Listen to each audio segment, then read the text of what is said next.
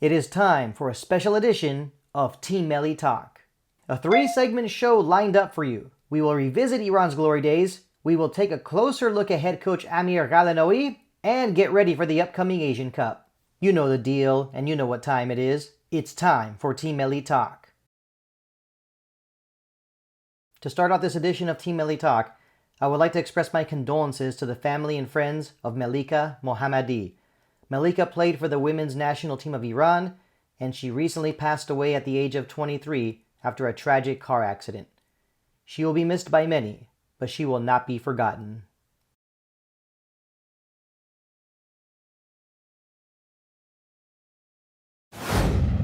As we all know, the next Asian Cup is set to begin in Qatar in January of 2024. Ironically, Qatar is the defending champion, having won the 2019 Asian Cup in the United Arab Emirates. For as long as I can remember, there has been plenty of heartbreak for Team Melli supporters at the Asian Cup. But for today's episode, I am joined by my good friend, Farzad Asgarzadeh, who remembers the last time Iran won the Asian Cup back in 1976. You also know him from the famous Iranian football page. Farzad, welcome back to Team Melli Talk. It's great to have you here. Hi, Art. Good to be here. Thanks for inviting me. Hello, everybody, all your viewers. Hope everybody have great holidays, and then looking forward to the Asian Cup in 2024 in Qatar. All right, and before we begin, though, Farzad, I have a question for you. This green Iran shirt that I'm wearing, does it bring back any memories for you? Absolutely. That was the jersey, with green jersey with white trimming that Iran used to wear in late 60s, early 70s. Actually, I miss the days that Iran used to wear green jersey with yellow with white shorts and red socks, just the flag of the Iran. But we haven't seen that lately. So yeah, that rings a bell. Around 70s, maybe early 70s, late 60s. All right, awesome. And to our viewers at home, remember, if you are interested in one of these green Iran jerseys, make sure you contact us on social media, Facebook, Instagram, or X, the handle at Team Melli Talk, or you can send us an email, teammelitalk@gmail.com. All right, Farzad, let's get right to it. Iran has won the Asian Cup 3 times, but it has been many years since Iran last won the Asian Cup. And this may sound like a weird question, but in your opinion, do you feel like Iran has kind of become the England of Asia? I'm only saying this because, every World Cup, English fans think they're going to win the World Cup, and it doesn't happen. But for every Asian Cup, Iran Team Melli fans like me are hoping, hey, I think this will be the Asian Cup that we finally win. What do you think about that? Yeah, I mean, Iran was the king of Asia in terms of football in late 60s and 70s. I mean, we won Asian Cups three times in a row. And of course, it had to do with the infrastructure built around, sports in Iran and the growth in football, at that time in the Iranian Federation. Would I compare it to English? Yeah, from a glory days standpoint, yes. But the big difference is that England still has a very strong league, whereas in Iran, how the league is and everything. But I do believe that the Iranian Revolution also had some impact on it, and we're here, but we're full of talent. We're full of talent, and what we're missing, as you well know, is organization, management, and just getting our players to the level like Japan or Korea, where they have 14 or 15 players in top leagues of Europe. We only know a few of them, but there are many that play in top leagues in Europe, and we just unfortunately have only a handful of them. Well, let's go back first to 1968. The 1968 Asian Cup that was actually hosted in Iran. There were only 5 teams that participated in that tournament. Iran, of course, Burma, Hong Kong, also the Republic of China, which we know as Taiwan, and Israel. So, let's be honest, there really wasn't that much competition back then for Iran in that 1968 tournament. But who were some of the stars in those days? Well, I mean, just from you know other countries' standpoint, Burma actually at that time was a strong team. You would hear Burma a lot at those days with respect to Asian football, and then of course Israel was also a participant. Was a strong team, and actually Israel, I believe, participated like 3 cups before 1968. So they were rather strong, but they just in Asia, football was not as developed. 1968 players, Iranian players, Aziz Asli was our goalkeeper. I'm sure Mehrab Shahrukhi, Mustafa Arab, Jafar Kashani, Habibi, those were players at that time. Hossein Kalani, who were star players at those days. In 1968, I was maybe 6 years old, and I knew that there was a game was going on in Tehran between Iran and Israel, and I was passing through the alleys and everything, and you could hear people on the radio listening to that game. And I believe Iran was behind 1-0, and then they came back and beat Israel, and that was a big victory. I think that was the moment when I really became very involved with Iranian football from that point on, because that's the first thing I remember about Iranian football. Awesome. I really appreciate you sharing this, information with us. I could picture it the best I can. So yeah, thank you. Awesome. This is awesome to hear. Always great to hear these stories. So like we said, Iran won the Asian Cup in 1968. 4 years later, they won the tournament also when it was held in Thailand. They defeated South Korea 2-1 in the final match in extra time. So definitely another great moment. And any win over South Korea is always a fantastic moment for Team Melli supporters. Right. Definitely so. But more than that game, there was a game between Iran and Thailand, and Iran fell behind 2-0 in the second half. And I vividly remember that we were behind, and we're like in minute 80s, and then Ali Jabbari scores 3 goals in span of 10 minutes, and Iran wins 3-2. And of course, it was a big win. About the game between Iran and South Korea, I think at that time it was broadcasted live, but I just remember it because we missed the extra time. Apparently, they only had, I don't know, permission, license, whatever, for 90 minutes of the game and not the extra time. But again, there was always a radio that we could lean on and get the news live from the radio.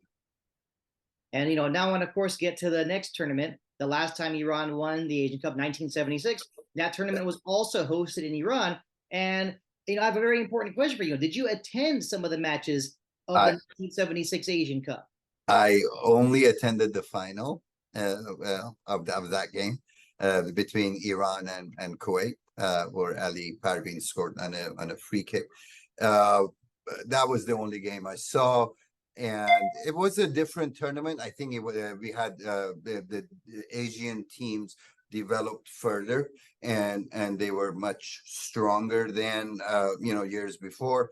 I know Iraq was strong as well that time, and then of course South Korea was always a pain in the butt for Iran. And one thing I like to know as well, and also that match, of course, took place in Tehran, and it was that time the stadium was known as the Arya Mer Stadium, which we now know it as Azadi Stadium. That time, of course, it was probably in excellent condition. But yeah, let's not focus too much on that. But I mean, how much were tickets back then, or did they just let fans in for free? I mean, what was it like? What could you share with us? I went like with uncles, and I didn't pay for my own tickets. but I do remember that they would go just like a box office, a kiosk where they would go to and pay for the ticket. I'm gonna say equivalent to maybe $1, maybe I don't know, $5. I don't know. I don't know the ticket pricing then, but I'm sure it was fair because the stadium was full and must have been affordable too. Absolutely. So yeah, I really appreciate you sharing these memories. And what can we say? It's disappointing that 1976. That's the last time Iran won the Asian Cup, and I'm just hoping every time the Asian Cup comes, I'm always hoping Iran will win that tournament again. But as of this moment right now, I'm not going to get into my predictions, but I do want to talk more about now. The Asian Cup that's right in front of us. That will be taking place in Qatar. We know it's a 2023 Asian Cup. Originally, it was supposed to be held in China, but that changed, and so it's being held in Qatar and starting in January of 2024. So now focusing on this Asian Cup, got a few questions for you. My first one: do you expect any surprise call-ups from head coach Amir Ghalenoei? Surprise call-ups. I don't believe so. I think he basically will move forward with the usual suspects from Karish's era. Again, his addition has been Mohebbi, pretty much, and then Shoja Khalilzadeh in the defensive line. I don't think there's going to be a huge change. Ghalenoei is all about himself. He wants to win this cup. He wants to be successful, and I think we just have a tough road in front of us. Teams like Australia, Japan, South Korea, and now Saudi Arabia with their upgraded league and all of that, they're playing at a different level. Yes, we do have the talent. We do have a lot of players, like Osmoon and Taremi and John Baxano, which give us hope. But we just do we have the right person to talk to the team at the halftime in the locker room if we fall behind, and whether we have the management skill of turning a game around, in the second half and all of that, if you know what I mean. Definitely. And, prediction time. Sorry to put you on the spot, but how far do you expect Iran to go at this upcoming Asian Cup? Right. So if we win our division, our group, we'll end up playing a third best team, and I think we'll pass through that. If I'm not mistaken, in quarterfinal, we may encounter with South Korea. And that's a tough one. They respect us a lot. We beat them a lot. If we pass through South Korea, then it's going to be pretty tough. The best I am predicting right now is Final Four. If we pass through South Korea, I can't go beyond the Final Four. Farzad, I appreciate you taking the time to join me on Team Melli Talk. It's always a pleasure to have you here, but I do have one other very important question. Will you be attending any matches in Qatar? Contemplating. I looked at all my options. I do want to go if Iran beats South Korea, if of course, if they end up with one another. If Iran beats South Korea in quarterfinal, the next day I'm buying a ticket and going to Qatar to watch the semifinal and hopefully the final. Awesome. I like your thinking, but just know that if you do make that trip, you got to bring me back at least 1 or 2 souvenirs from Qatar. Sound good? Absolutely. Absolutely. Farzad, once again, thank you for joining me on Team Melli Talk. Always a pleasure to have you here. Same here, Art. Again, thanks for inviting me, and have a great holiday. Looking forward for a good tournament in Qatar, and all the best to Iranian national team. For our next segment, we need to go back to 2007 because Amir Ghalenoei was head coach of Iran at the 2007 Asian Cup. And joining us for this segment, my good friend Roy Kaviani, joining us all the way from Doha, Qatar. Roy, good to have you back here, man. How you doing, and how you feeling? About the Asian Cup coming up. Are you pretty pumped up? First of all, hi, how you doing, mate? Nice to have me back again. Well, I'm excited and nervous at the same time. I'll be working with the AFC for this one, so unfortunately, I'm not gonna be able to go as a fan to watch the games. But hopefully, I'll manage to go through some of the games as a member of staff. So let's hope, see what happens. Yeah, absolutely. I know that's an interesting position to be in, and like I said, we're gonna get right into Amir Ghalenoei. Let's face it. I'm gonna be honest when I say this. This topic, talking about Amir Ghalenoei, I don't get excited to talk about him. Okay, I'm just gonna go ahead and say it. I know there's a lot of viewers, a lot of followers who don't like what I say, but I'm not going to just I'm not going to hold anything back. I'm not going to beat around the bush. But before getting to this current Asian Cup and even a past Asian Cup, I actually want to let's go over some interesting, let's go over some players, let's go over some statistics, numbers and things like that. I want to go over the debutants. I want to go over the list. I want to go over the number of these players. You know who I'm talking about, right? We're all going to see this. I want to go over these players that made their debut for Team Melli during 2023. Okay, well, I want to start with the good first. Two players in particular. Hossein Pourhamidi of Traktor, goalkeeper, 25 years old, and Mohammad Javad Hossein-Nejad, 20 years old, central midfielder from Sepahan. He definitely has a lot of upside. I'm really excited for what he can do. I would have liked to have seen him play more. He came on 2 times as a sub late in the match, so I wasn't too thrilled about how much he played. But I want to go over the other players. Let's go one at a time, right? We have players such as Ali Reza Alizadeh, Hossein Moradmand, Mohammad Daneshgar, Shahriar Moghanlu, Armin Sohrabian, Milad Zakipur. The other 3 players, Reza Asadi, Mohammad Karimi, Saeed Mehri. Now, Roy, when focusing on some numbers here, a lot of these players are older. These players range, there's a few players here who are 30 years old, Alizadeh, Moradmand, 30 years old, made their debut for Iran. We also have players in their late 20s. Okay, look, I don't want to go over each and every single player and their age, but you've seen the numbers in front of you. And I have a very important question for you. Why is Amir Ghalenoei obsessed with calling up older players? That's the big question. Someone who's never played for the national team and he's 30 now, or 28 or 29, gets picked now. Unbelievable. Experienced. Well, some of them barely played in the Champions League anyway, Asian Champions League. So there's no experience there. If you're going to play, and we already know most of the starting 11 who they're going to be. So try something new, bring some young kids, let them gain some experience, and move forward. Think about the future, not just the Asian Cup. Yeah, indeed. When I mentioned that question to you, you had the reaction where it was difficult to answer the question. So of course, I don't want to keep on prying and prying.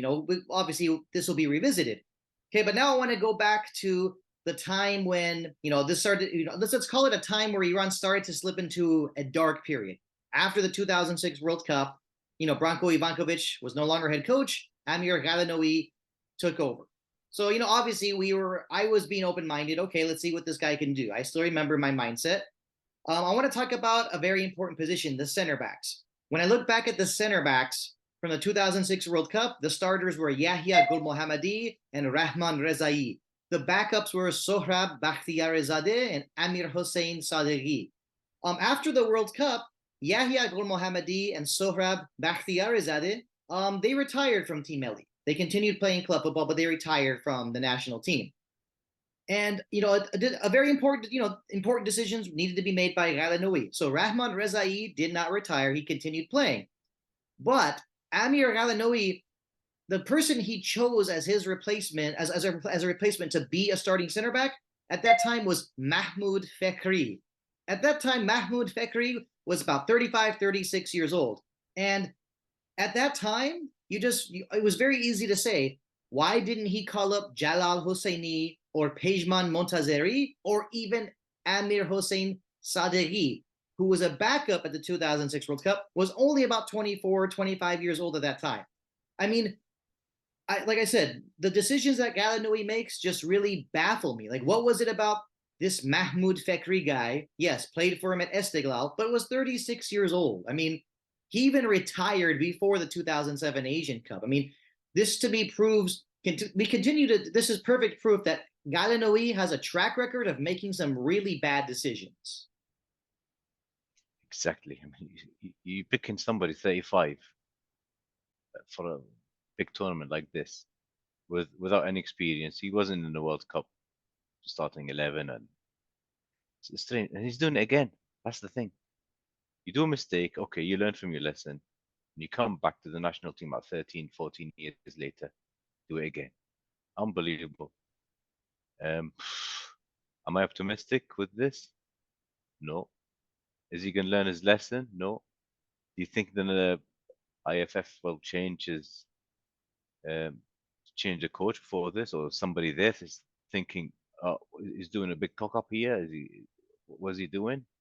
Any questions asked? No, I don't know. I'm not sure. So now with all these players, Murtaza is injured as well, so we've got big problems at defense. And if you saw the Uzbekistan 2 goals, that was a big sign. So I've got no faith with our defense. I like Ramin. So out of the back four, he's probably the only one I can trust. The rest, nope. So God help us. And that's the thing. Same mistakes again. Now we gotta talk about the 2007 Asia Cup really quickly. We look back at that tournament. That was a tournament that was kind of unique. It was hosted by 4 countries. It was hosted in, I believe, Indonesia, Malaysia, Thailand, and Vietnam.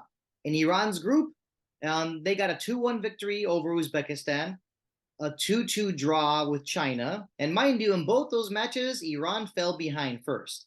Then the third group match, a 2-0 win over Malaysia.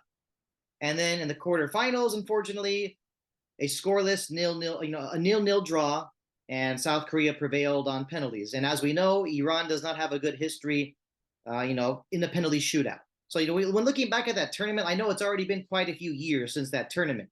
But from what was your mindset back then? Were you disappointed with that showing at the Asian Cup, or were you actually just kind of indifferent to what took place? No, because after 2004 when I was optimistic because we were the best team then, and then the 2006 it wasn't bad. The World Cup it was a hard group. Mexico game were a bit unlucky with a few of the goals, and the game against Portugal was hard. The last game was Angola, and I thought, okay, we're going to pick this up. It was a year later, and it wasn't just the result; it was just bad football. It wasn't good football. So Branco left, and then the football just went downhill from there. We lost in penalties against Korea, but they were the better team the whole match. I remember this. So that's why I wasn't really upset. What upset me more is Iraq won it, and we played them in a friendly weeks before the tournament started, maybe a week before the tournament started. Now I know we're the better team. And a lot of the teams were not in top form. Japan wasn't good. Saudi wasn't good. Korea, average. And it was Iraq and Saudi, I think, in the final. And we're better than both these teams. So that was a tournament to win. Unfortunately, wrong personnel, wrong decisions, and we paid for it.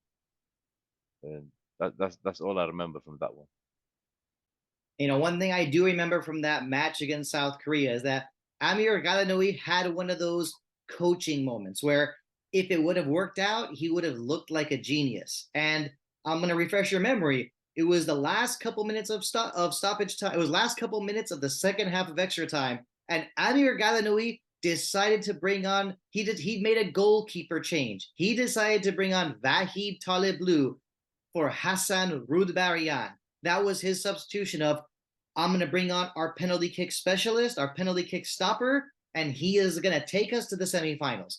Well, as you remember, that didn't happen. So, I mean, was that a moment for you where Ghalenoei really made a crucial mistake, or do you think that Iran just was not playing very well in general?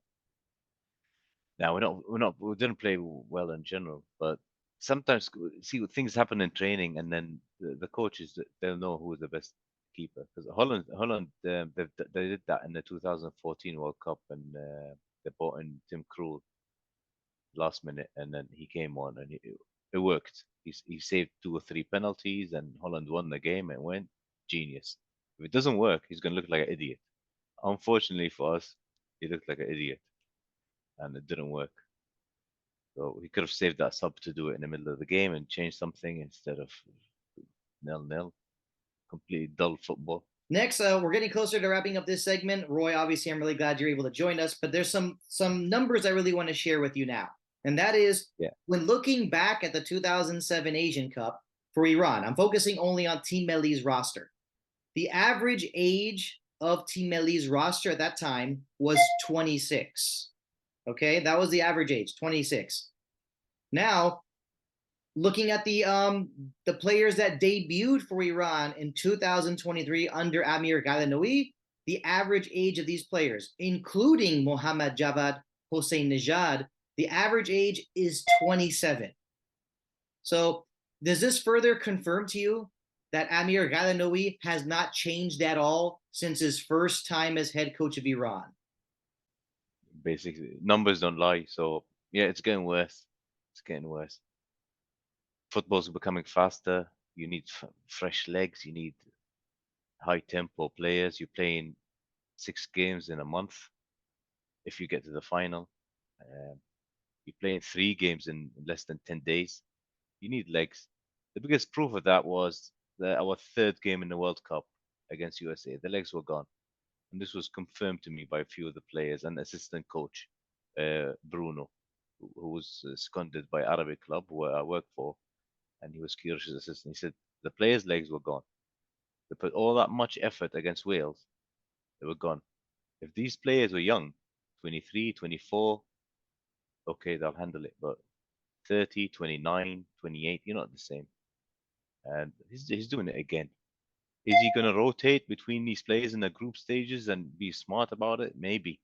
But like Palestine and Hong Kong, you don't really need. You can play your second 11 against these teams and win it. So you've got that UAE game to top the group, and then the tournament starts in the second round, really. And even then, you're going to get one of the best thirds from 3 groups.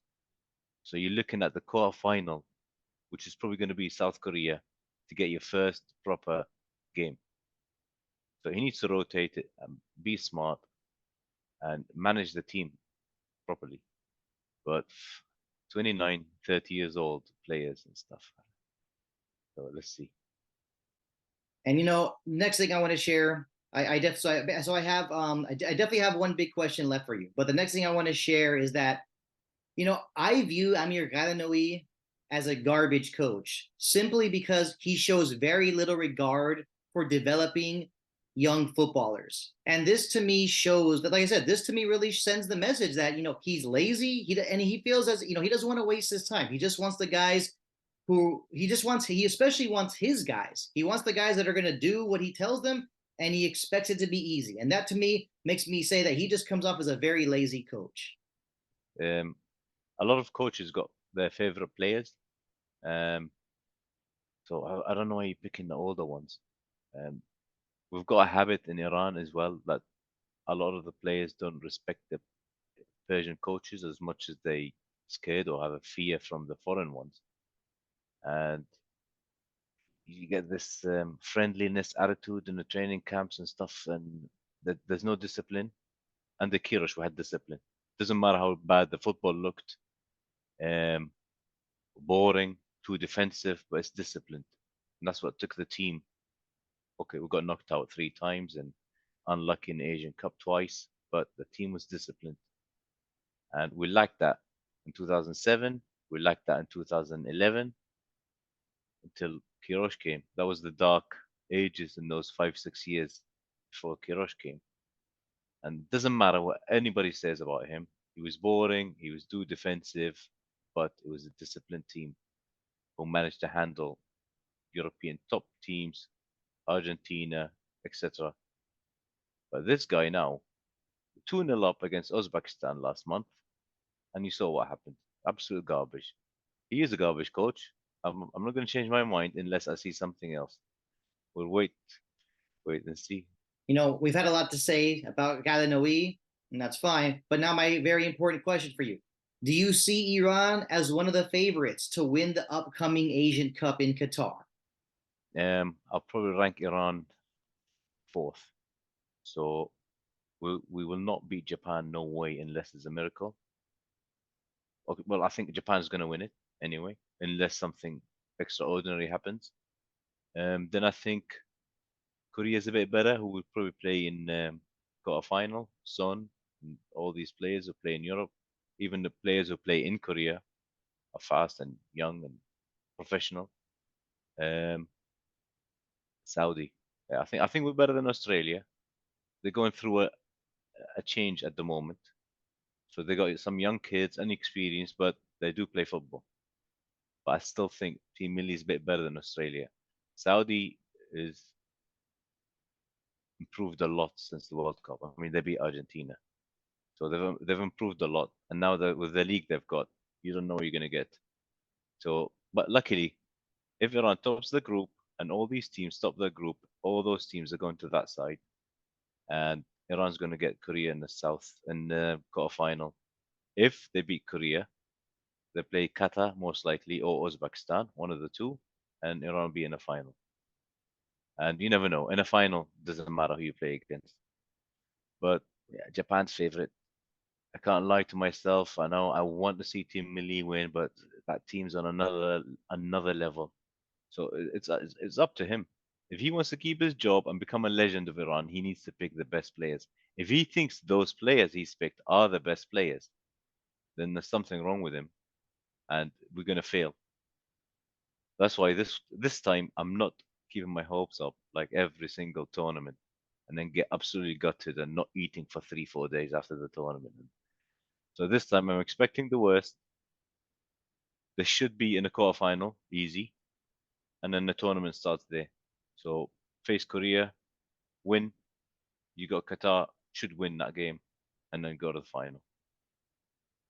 But if they can't beat Korea, then game over, and then it's just going to be a failure because you've had 4 easy games, and then you failed. So let's see. Roy, as always, it's always a pleasure to have you on the show. I appreciate you taking the time to join us for this special edition of Team Melli Talk as we get ready for the upcoming Asian Cup in Qatar. And you know, I know there's a lot of things I know we've said a lot. It's very easy to not be so optimistic, but all I know is when it's time for that tournament, when that first match begins, you know, I'm just going to forget about a lot of the negative things I thought of, and I'm just going to do what I always do, and that is cheer for Team Melli, the national team of Iran, our heroes. So Roy, once again, thank you for joining us. I appreciate you taking the time. Thanks for having me again, and I'm hoping everybody just keep the faith.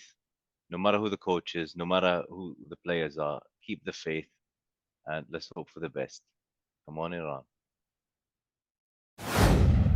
I have done my homework. A lot of information has been shared, but it's time to focus our attention on the upcoming Asian Cup.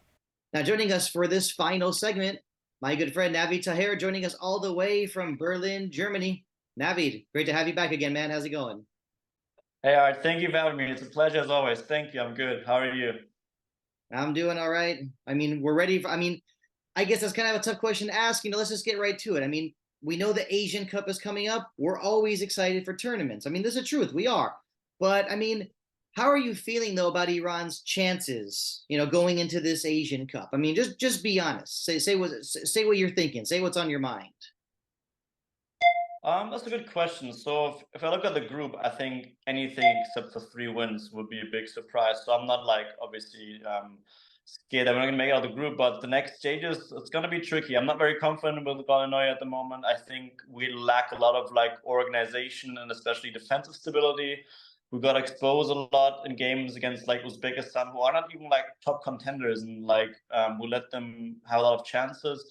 So the defense is very shaky. I'm not really happy with that. Also with the players playing, for instance, Khalizadeh, I don't think he should start at all. I think Hosseini is playing great in Turkey right now for third place club Kayserispor. So I think like at the moment I'm not very happy, to be honest. We still obviously got that strong attacking power with like amazing players like Taremi and Azmoun, who can always show great performances, but I don't think at the moment we're title contenders. But then again, a tournament can always take its own dynamic. We can start great, and then once everything goes well, like you never know, right? But at the moment, I don't see us as like top 3 contenders. There's definitely stronger teams. Yeah, we have to unfortunately rely on the very strong performance of Taremi, Azmoun, and that shouldn't be like that. But yeah, that's unfortunately Team Melli at the moment. Well, let's focus on the group for a moment. And yeah, this group, the group that Iran's in, Group C. Iran is in the same group with Hong Kong, Palestine, and the United Arab Emirates.